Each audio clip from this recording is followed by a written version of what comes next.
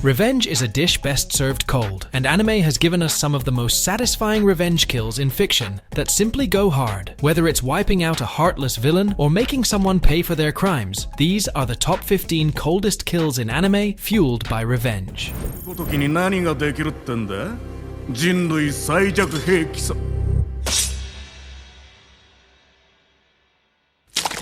Jin Woo, infamously known as the weakest hunter alive, had a hard time surviving dungeons and keeping up with his colleagues. But after an unexpected second awakening, our guy literally became a one-man army. However, these scumbags had no idea about this as they plotted to trap our MC and his newfound buddy in a dungeon so that they could steal all their loot once they're dead. But of course, things didn't quite go as they planned. Our man not only survived the dungeon, he also took down its boss. And when the traitors finally decided to do the dirty work themselves, our guy absolutely annihilated them.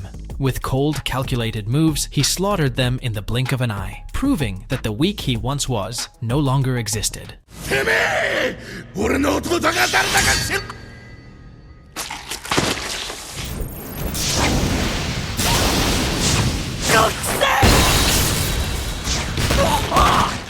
Mahito had tormented Itadori for a good half of the story, taking away the people he cared for the most. First it was Junpei, our MC's best bud, and then it was his beloved mentor, Daddy Nanami. And he killed both of them right in front of our poor boy, leaving him completely broken. To top it all off, he's got this rotten personality that would make even the purest of souls want to use him like a punching bag. And that's exactly what happened in this final showdown between these arch-enemies, where our MC showed no hesitation as he beat this a-hole to a bloody pulp. With sheer determination and overwhelming hate, our guy made sure the villain understood the true meaning of fear, and literally made the dude beg for his life. While it was a bit disappointing he didn't die at the hands of our MC, I'm simply glad that he's gone for good.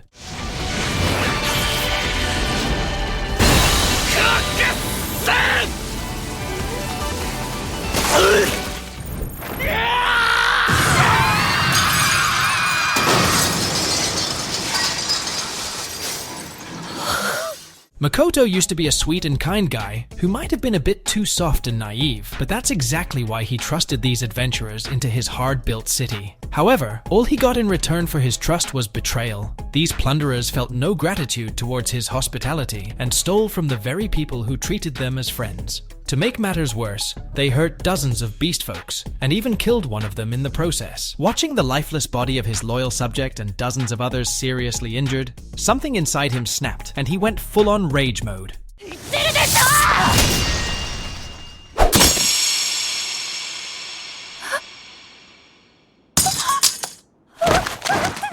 What came next was a brutal and unforgiving execution. The sheer hatred for his enemies and the way he coldly kills this woman without any mercy is both terrifying and incredibly emotional to watch.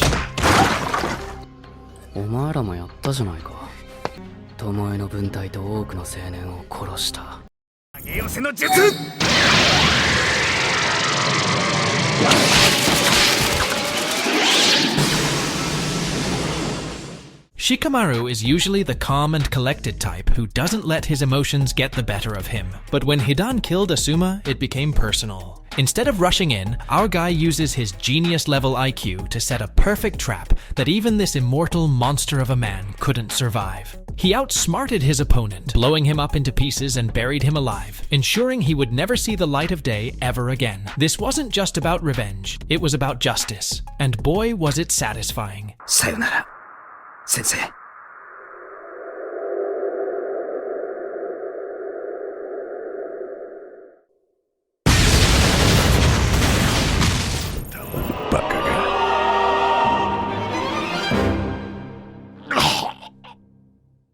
Kurapika had one goal in life: to avenge his fallen clan.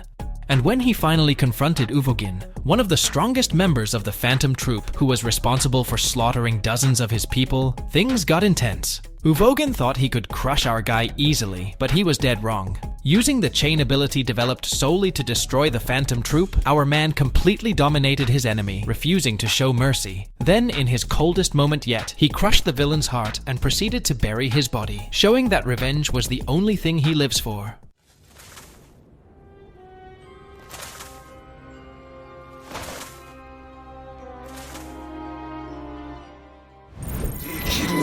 がない神に人類その無能にそれでも俺は明日が欲しい Imagine your own father ruining your life, destroying your future, and making the entire world suffer so that he could achieve his ideals. That's exactly what happened to our boy Lelouch in Code Geass. And when our MC found out the truth about his parents' cruel plans, he didn't hesitate one bit. Using his special ability, he forced them into an eternal void, erasing them from existence, and stopped their heartless endeavors.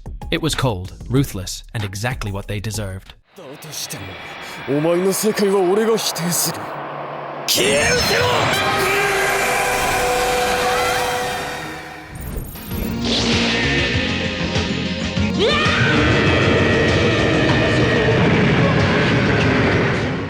Cell had already done enough damage by killing Goku, nearly wiping out the Earth and tormenting Gohan in their fight. But when he literally crushed Android 16 right in front of Gohan's eyes, that was it. Our boy finally snapped and raged so hard he unlocked his Super Saiyan 2 form. He then gave Cell one of the most humiliating beatdown ever, completely dominating him in their fight. With just one hand, he fired the most epic Kamehameha ever, completely erasing the villain from existence. The build-up, the emotions, and the payback, this was one of the most satisfying revenge kills in Dragon Ball history.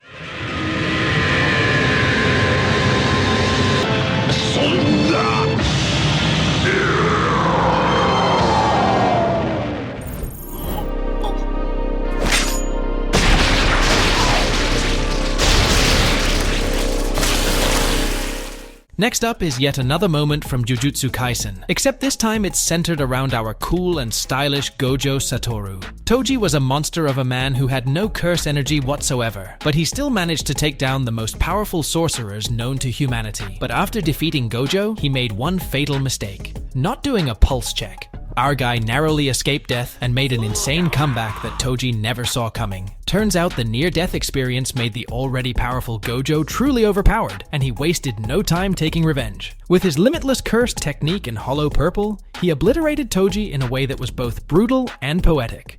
Kyoshiki, Murasaki.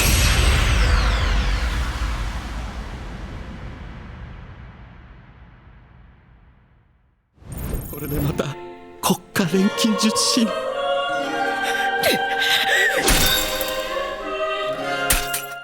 Tucker is one of the most hated characters in anime history. This lunatic man fused his only daughter with his dog just to keep his research funding. And the fact that he felt no guilt about what he did really made fans want to see him punished. While our MC delivered some brutal punches that sent the guy flying, he really deserved much worse. And Scar made sure to make it happen. With no mercy, he used his destruction alchemy to erase Tucker out of existence. It was cold, brutal, and exactly what the a-hole deserved. 神の道に背きし錬金術師滅ぶべし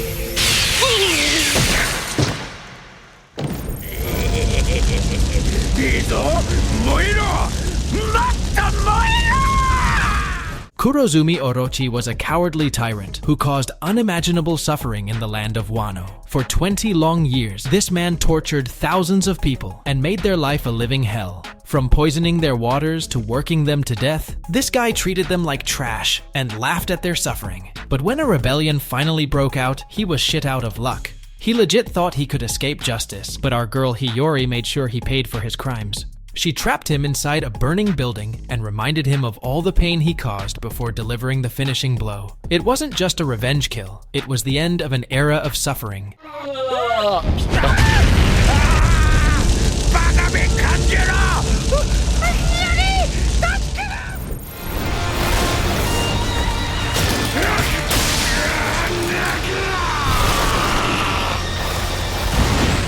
Jason tortured Kaneki and broke his mind and body using the most bloodiest and extreme torture techniques in existence. But when our MC finally snapped, he turned the tables on the guy in an instant and put an end to the villain in the most savage way possible. Every hit, every bone he broke, it was all paid back with interest. Watching Kaneki take control and destroy Jason using the same torture technique that was used on him is one of the most satisfying moments in all of Tokyo Ghoul.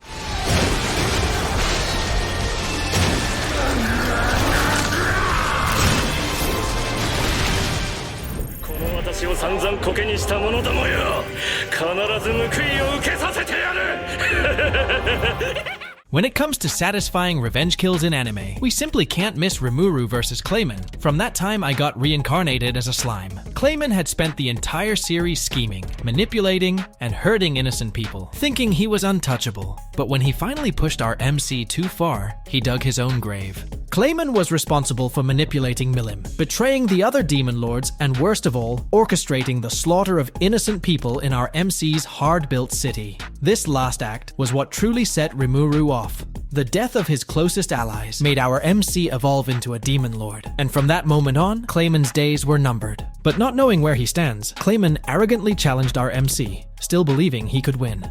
But the moment the fight started, it was clear. It wasn't a battle. It was an execution. Rimuru toys with him, dodging his attacks effortlessly, all while exposing his lies in front of the other demon lords. With one final merciless attack, our guy crushes the evil scumbag without breaking a sweat, ending his miserable existence. Talk about one hell of a payback.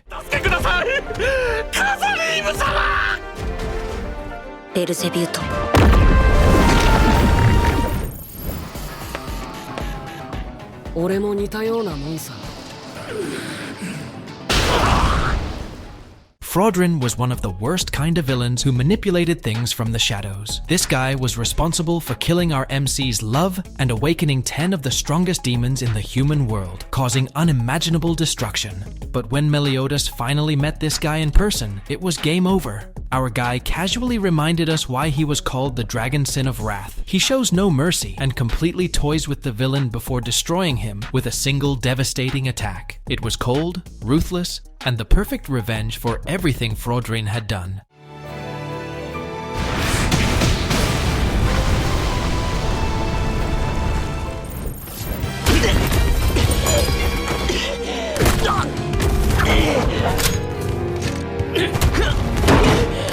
This guy is a psychopathic murderer who likes collecting people's last words, but he really crossed the line when he killed an innocent mother who was reconnecting with her daughter after a long time.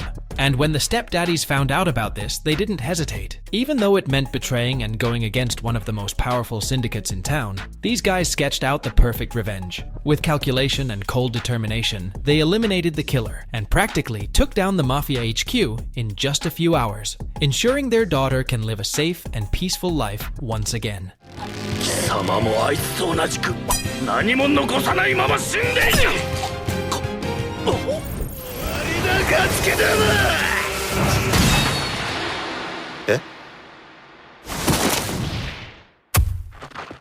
No matter how you think about it, power-drunk heroes are always worse than purpose-driven villains, which is pretty much the entire plot of No Longer Allowed in Another World. This former hero-turned-villain eats the demon lord's flesh and gains unimaginable powers that he uses to torment people.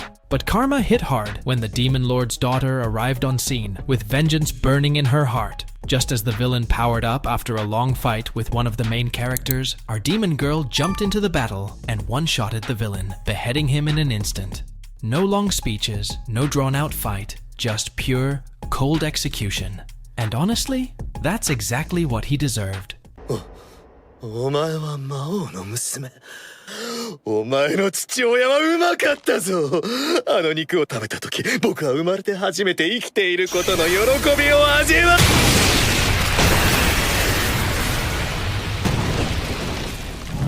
許さない。許さない。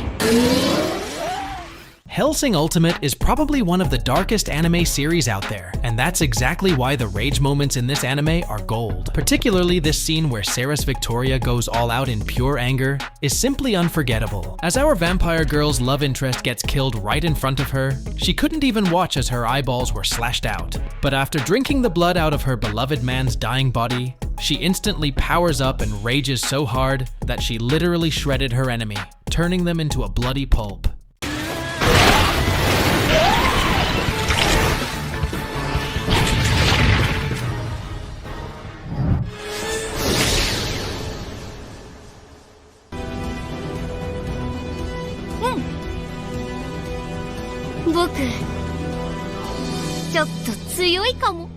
This list will never be complete without this unforgettable moment from Hunter x Hunter, where our adorable and cheerful MC becomes an absolute rage-fueled nightmare. After Pito killed Kite and toyed around with his body, our MC lived only for revenge. And when he finally faced his arch-nemesis in a fight, it was simply brutal. With no mercy whatsoever, our guy uses all his powers to crush Pito like the ant that she was. Absolutely insane.